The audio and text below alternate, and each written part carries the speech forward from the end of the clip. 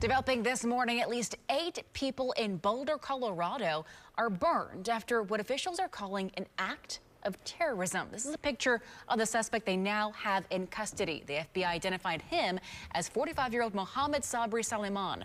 Channel 9's Nick Mapantonis is live for us in studio this morning. Nick, this happened in a crowd of pro-Israel demonstrators. They say it was a weekly peaceful march in the city's downtown that turned violent the moment they heard shattered glass. Video showing the man accused of throwing Molotov cocktails into a crowd of demonstrators in Boulder, Colorado Sunday. 2 bottles still in hand, charred remains of another on the ground. He just kept screaming, "You're killing," I think he was saying, "You're killing my people." Investigators say 45-year-old Mohammed Sabri Solomon injured 8 people, ages 52 to 88, who were protesting to raise awareness of Israeli hostages held by Hamas. The attack happening in the city's popular downtown pedestrian street. Witnesses rushing to aid the victims. But I saw fire, I saw people falling and screaming and crying and tripping.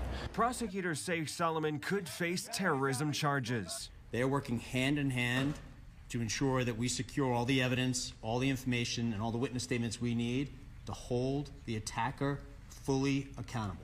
It's the 3rd attack on Jewish and pro-Israeli groups in as many months. A man throwing bottles of gasoline into the home of the Jewish Pennsylvania governor in April. And last month, 2 Israeli embassy staffers shot in Washington, D.C. Witnesses say the attacker in that case yelled the same phrase Solomon used Sunday, "Free Palestine." Rabbis noting the latest attack happened on a holiday. It's a strange juxtaposition to be sitting in a place where tonight we are supposed to be celebrating the beauty of God giving us the Torah and our learning its lessons. And we have to balance that with looking at an attack today. Data shows there were more than 9,000 anti-Semitic acts in the United States last year. That is an increase of 900% in the last decade. Alexa? And Nick, Florida lawmakers right now are reacting to the terror attack in Colorado. Last night, Channel 9 actually spoke to Central Florida U.S. Congressman Randy Fine. Well, I think we need to do in Washington what we've done in Florida. Look, I largely solved this problem in Florida, and it was by targeting the action of Muslim terrorists and also going after universities that coddle it. Fine's first bill in the U.S. House would amend the Civil Rights Act to prohibit anti-Semitism and federally funded programs and allow for punishments for schools that don't comply. This is a story, of course, that Channel 9 will be staying on top of for you in the next few days. You can find our continuing coverage on air and online at WFTV.com. We'll also send updates straight to your phone on the free WFTV News app. We're fucking God! Stay.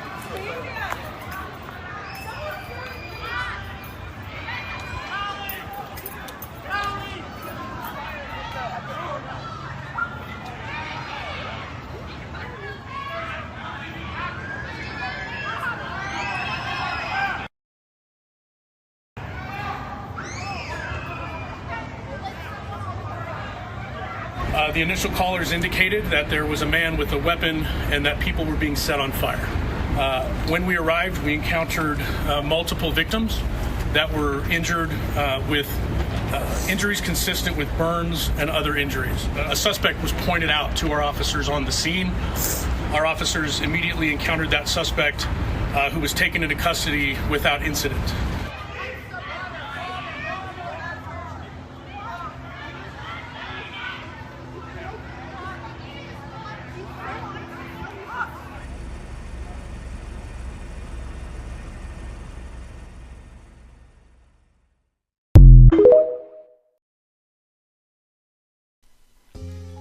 Shalom, welcome to another video, and as always, before I get started, I want to give all praise, honor, and glory to the Heavenly Father and His only begotten Son, Yahweh, Bahashem, Yahweh Shai, Bahashem, or Chodash, and next double honors to the head apostles / elder bishops of the great millstone who teach and who rule well.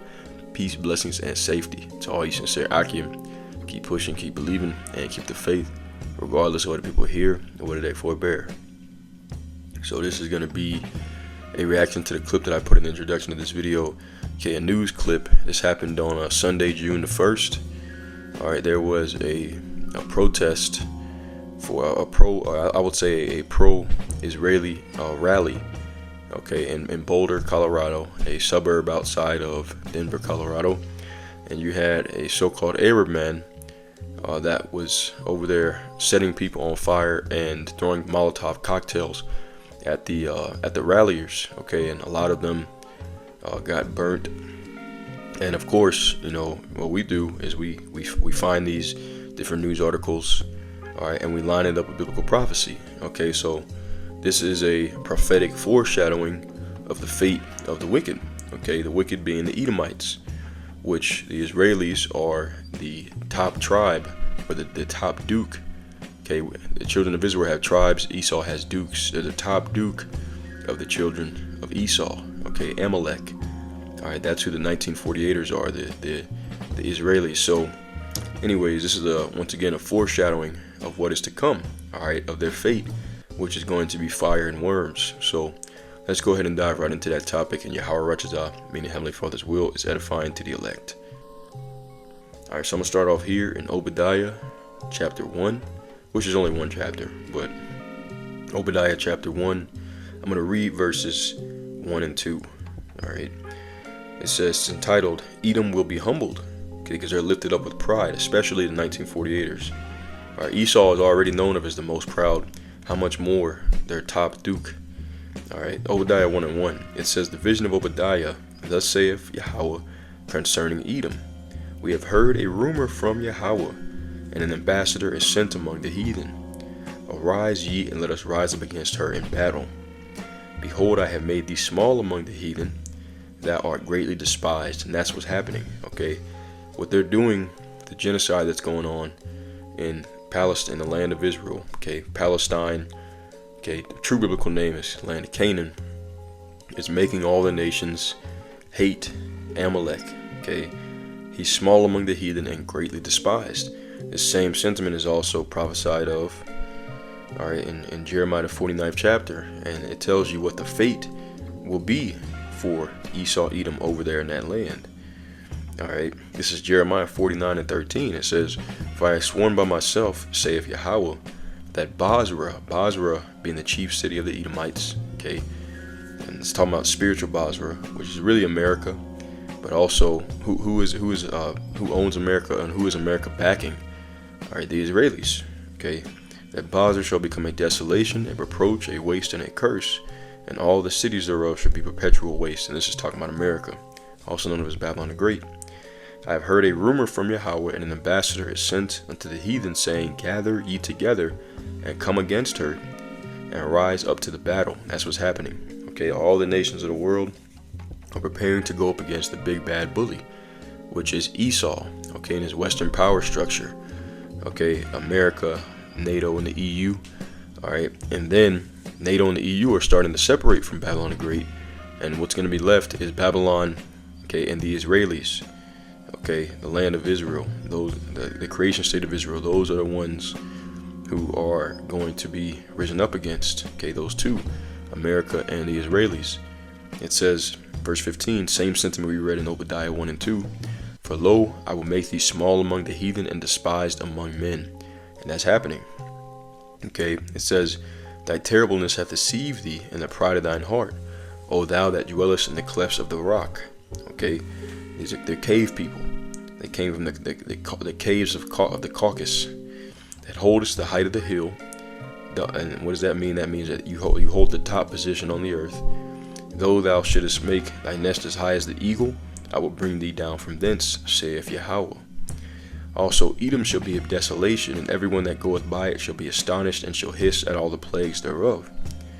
It says, as in the overthrow of Sodom and Gomorrah, and the neighboring cities thereof, saith Yahweh, no man shall abide there, neither shall a son of man dwell in it. Okay, and this is the same punishment that's prophesied of for America, Babylon the Great, in Isaiah 13th chapter. Okay, this is how we know, all right, that Edom is ruling over Babylon. Continuing on, verse 19. Behold, he shall come up like a lion from the swelling of Jordan against the habitation of the strong, but I will suddenly make him run away from her. And who is a chosen man that I may appoint over her? For who is like me, and who will appoint me the time?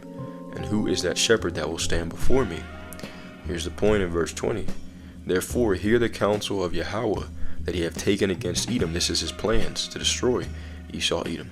Okay, America, Babylon the Great, the chief seat of Esau, and also to burn the people in the land of Israel today.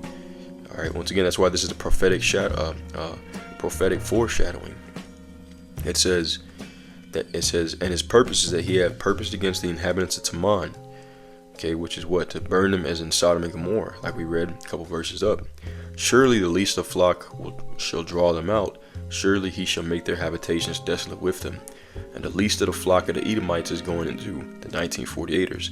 They're the smallest country over there in that land of Esau. They're the smallest Edomite nation, okay, over there in the so-called Middle East, yet they're causing the most problems. Okay, they're going to be the ones to draw out the nations into World War III, because it's either going to be, it's going to end up becoming, which it already is, the so-called Arab nations, all right, with Iran joined into that. And if Iran is joined in, Russia and China, okay, are going to join into that, all right, and they're going to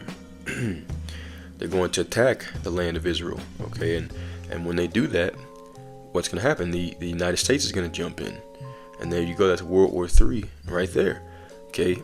So that time is fastly approaching. They're only going to allow them to do what they're doing for so long before they start coming up against it directly. And once they do that, they're coming up against the Israelis' big brother, which is the United States, and that's World War III. So the least of the flock shall draw them out. All right, but the end result of that, we already read it, is going to be Edom becoming as Sodom and Gomorrah.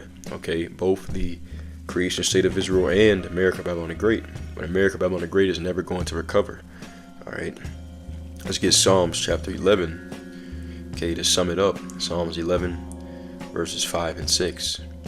It says, Yahweh trieth the righteous, but the wicked and him that loveth violence his soul hateth. Okay, and Esau loves violence. Okay, that's why they're doing what they're doing over there, and that's why the world is reacting. Okay, like the guy in the news clip that's throwing those Molotov cocktails at those people. Okay, he's doing that because essentially they're supporting a genocide. Okay, they're rallying in support for a genocide.